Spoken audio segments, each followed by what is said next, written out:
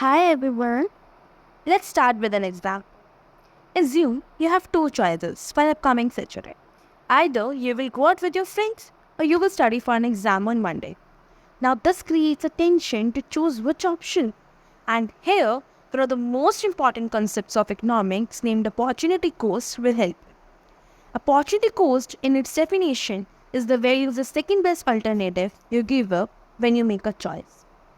Let's come back to our example. Assume that from the two options, you choose to study for an exam on Monday. Now, naturally, you will be missing out fun with your friends. And when you choose going out with friends, you will naturally lose the time you will spend on studying for an exam. Only this is the opportunity cost. The opportunity cost or the value of the next best alternative for studying will be the missing fun. And the opportunity cost for fun will be studying. So opportunity cost applies to almost every decision of our lives because we have many choices as resources are scarce but they have multiple uses. Like in our example, time is our scarce resource and it can be used for both studying and fun, but the decision depends on you.